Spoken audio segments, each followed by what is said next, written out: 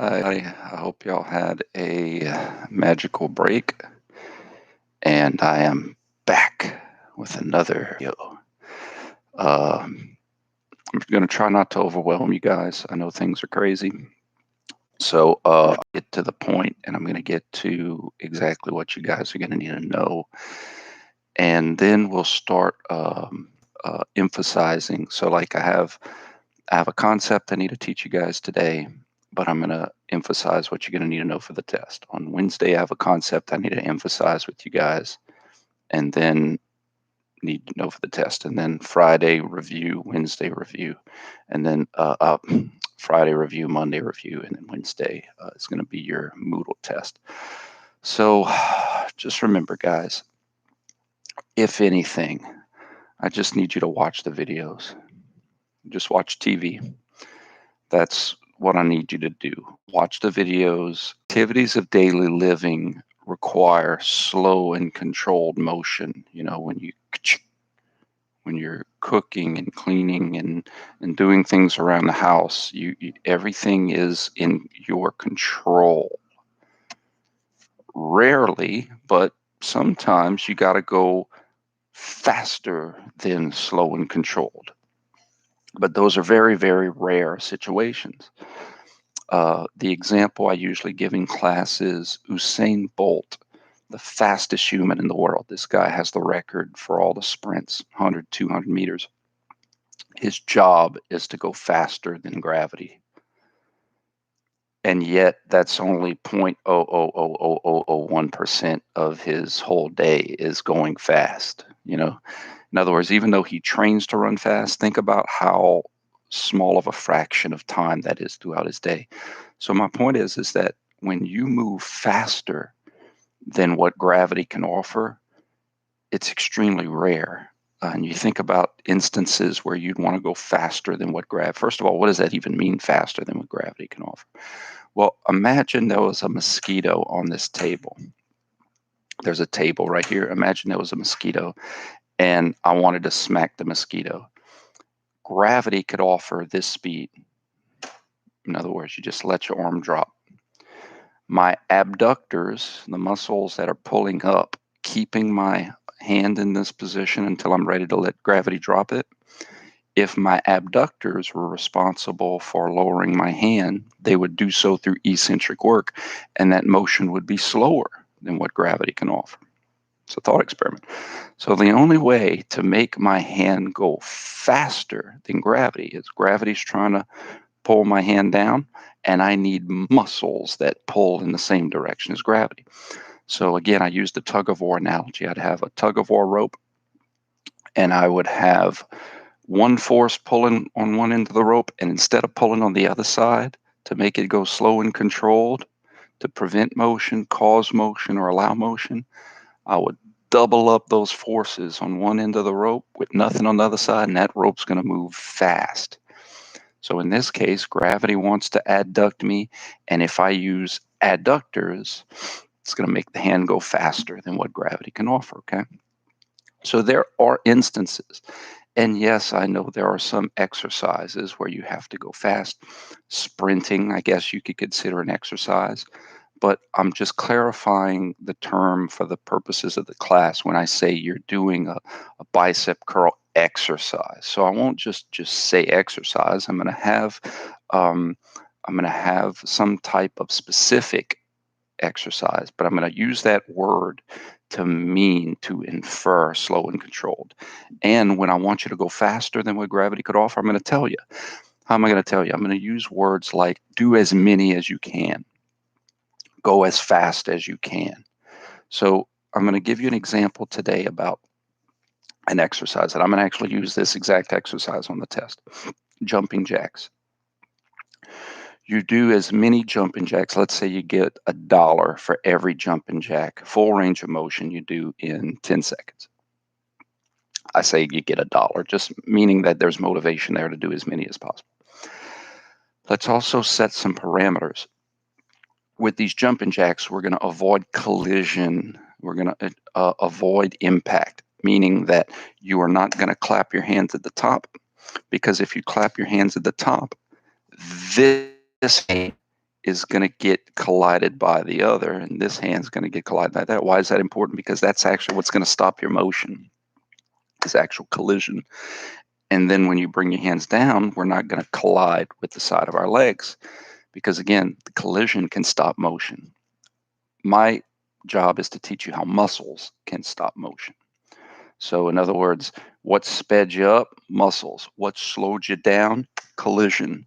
What sped you up? Muscles. What slowed you down? Collision. I want it to be where muscles speed you up and slow you down on both, so that you can get the essence of how muscles work, okay? So jumping jacks as fast as you can.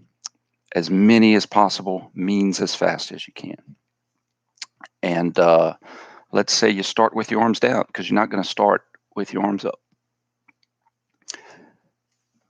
External force is trying to do what? It sure as heck ain't trying to abduct you. Okay? So if there's nothing trying to abduct you and you have to make yourself abduct, you got to be using your abductors through concentric work. Something's got to speed up that abduction. Muscles can only pull. Abductors are going to speed up abduction through concentric work. Right? Now, if you're going as fast as you can, there is no time for cruise control, meaning that if you speed up the abduction and then keep it there, you're not going as fast as possible. You're trying to accelerate the whole time. This isn't an interstate of 100 miles where you have to cruise control or you go past the speed limit. You only have this much range of motion. There's not enough time to hit your max speed. So you're going to try to speed up as much as possible until it comes time to slow you down, put on the brakes. Okay. So the point is that when you speed up that abduction, you will not choose to hit a cruise control, a constant speed. You're going to be trying to speed yourself up the entire time. So abductors, abduction, concentric work until it comes time to put on the brake. Now remember, muscles cannot pull and push. And what can slow down the abduction? You might say, well, gravity can slow down the abduction. Yes, but gravity is a very weak force. Guys, gravity is so ridiculously weak. It's important. It's there. It's a nagging fly that never leaves. It's persistent as all get out, but it's weak. How do I know it's weak? Newborn babies who have hardly any muscle tone can beat gravity with their arms. Okay, gravity is very weak, but it's persistent. So my point is that when I abduct as fast as I can, I could. So as my arm, now I'm doing this in slow motion, but you got to visualize this.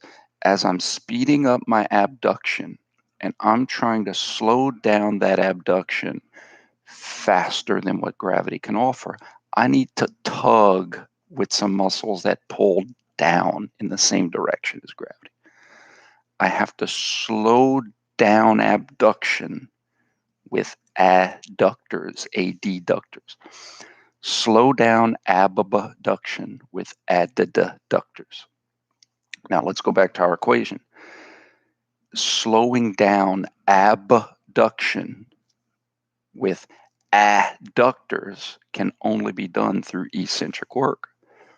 Because when I'm putting on the brake, the muscles are pulling down, but yet the motion is still going up, even when it's slowing down. A couple weeks ago, I know it seems like 2 months ago, but I gave the example that if you're driving a car and you slam on the brakes, even though you're slowing down, you're still moving forward.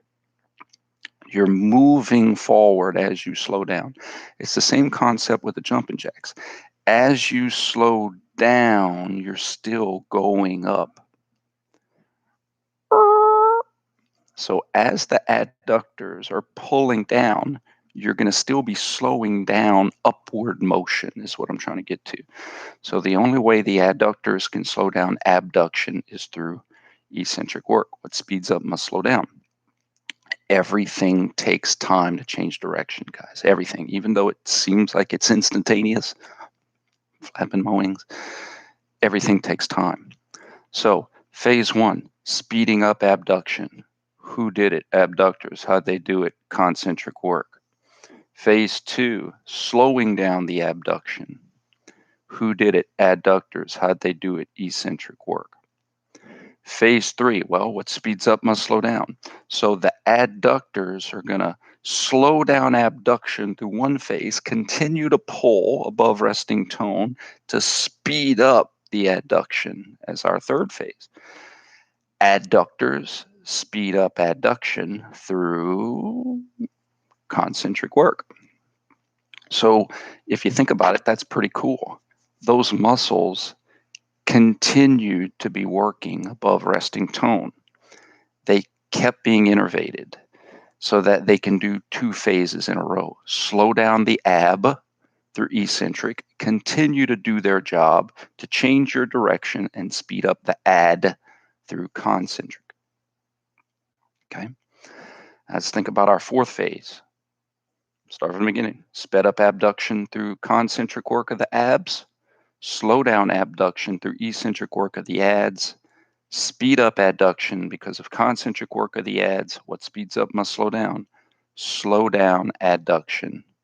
Now, remember I said no collision. No collision. So if my arm is flying down fast, and I need to put on the brake, I need to start recruiting muscles that pull in the opposite direction. The motion is adduction. So I need to let off of my adductors and crank on my abductors to put on the brake. So my abductors are going to slow down the adduction. Abductors slow down adduction through eccentric work.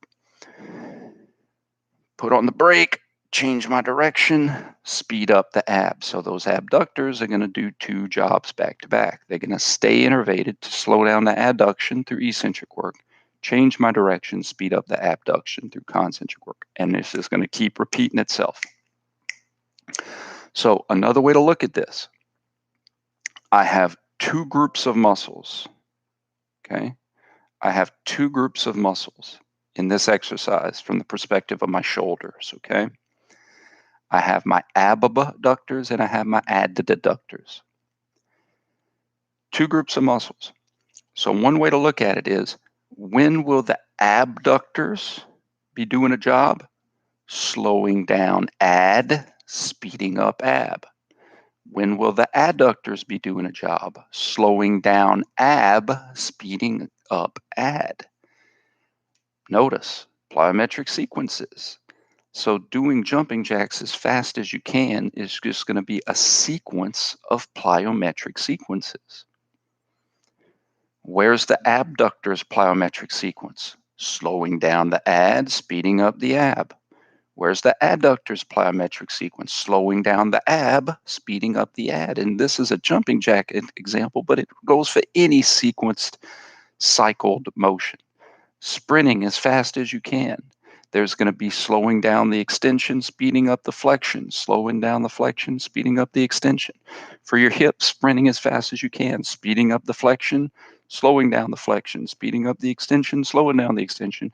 Because if you're running as fast as you can, you got no time for constant velocity. You're trying to speed up and slow down in as small amount of time as possible. So I have a little cheat sheet for you. Okay. This is what you're going to need to know. This is what you're going to need to know. I didn't put everything because you're going to have to figure that out based on this lecture. I just told it to you. Jumping jacks as fast as possible. I want to make sure I said that right. And then I give you the phases. Now, notice plyometrics don't start until you have something to slow down. So you have to have eccentric followed by concentric and a change of direction. Slowing down one way followed by speeding up the other way. That's why the first phase, speeding up the abduction, isn't a part of any plyometric sequence because you haven't given me anything to slow down. You haven't given me anything to put on the brakes. You haven't given me anything to eccentricize. So the first phase of this being a concentric phase that doesn't count for our sequence. It has to be eccentric slowdown followed by a concentric speed up. So our first plyometrics phase in our jumping jacks is at the top, slowing down the ab, followed by speeding up the ad. That's a plyometric sequence of our adductors. So in the jumping jacks, the first plyometric sequence we're going to have is from our adductors. And then our next plyometric sequence we're going to have is from our abductors. And it's just going to sequence. Boom, boom. Now, this should, for all of you athletic trainers and people interested in injuries, this should make sense that, you know, that's a lot of communication to have with a lot of muscles. Turn on, turn off, turn on here, turn off there, turn off here, turn on. There's a lot of different muscles involved. So a lot of the research is emphasizing, you know, well, man, why did I strain my muscle? I've been doing this several times. I've been doing this 1,000 times. Why all of a sudden I strain my muscle now? Miscommunication. A muscle turns on too soon.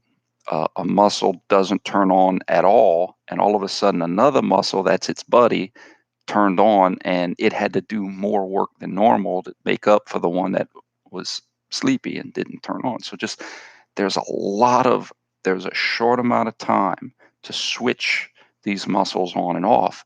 And there's high forces involved in these plyometric sequences because you're changing direction in very small windows of time that infers large forces. Okay, so you guys are going to need to understand this kind of concept. All right. So watch the video several times if you need, but you're going to have to understand how we're able to go faster than what gravity can offer, and how sometimes we need to go faster than what gravity can offer. All right, short, sweet video, so that way you guys can really watch it a couple times to get this concept down. Let me know if y'all have any questions. I'll FaceTime if anybody needs clarification. The keyword for today's lecture is, let's see, let's think of something outside the box.